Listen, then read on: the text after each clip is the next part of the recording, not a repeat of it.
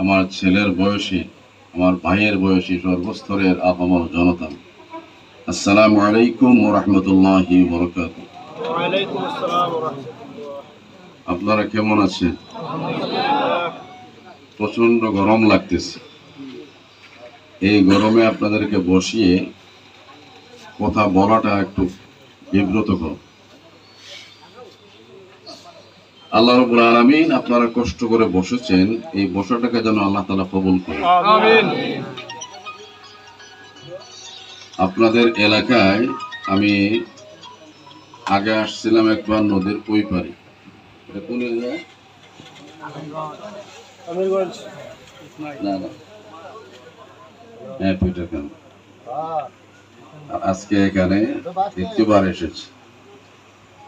আমাদের নোমান ভাই দাওয়াত করেছেন, তো সচরাচর ঈদের পরের দিন প্রোগ্রাম আমি রাখি না। তো নোমান ভাই তো এক নাছোড় বান্দা, আসতে হবে আপনাকে। ঈদের পরে আমি আমার আরো কিছু প্রয়োজনীয় কাজ ছিল, এটাকে কাট সাট করে নোমান ভাইকে আমি একটু অনার করেছি। উনি আমাকে মেহমান হিসেবে দাওয়াত করেছেন, আপনারা এসেছেন। আল্লাহ রাব্বুল আলামিন আপনাদেরকে জাযায়ে খায়র দান করুন, বলুন আমিন।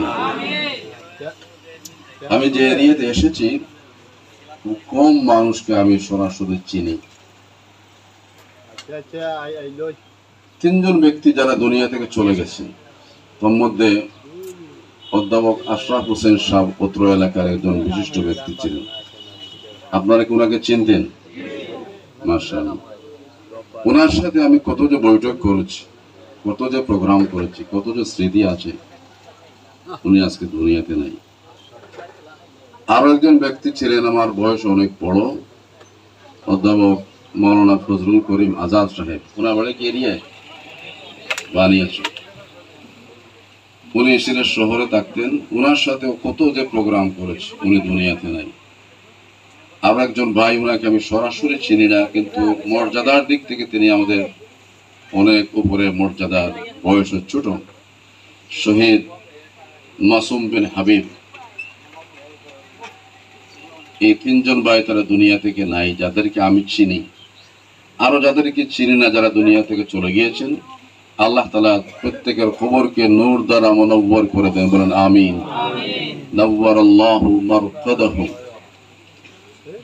উলামায়ে কেরাম অধ্যুষিত এরিয়া, দুজন আলেম, আমি খুব দূর থেকে ওনাদেরকে খুবই ভালোবাসি, খুবই শ্রদ্ধা করি। আপনারা বলেন বড় হুজুর চিনেন? নির্বাচন করেছেন।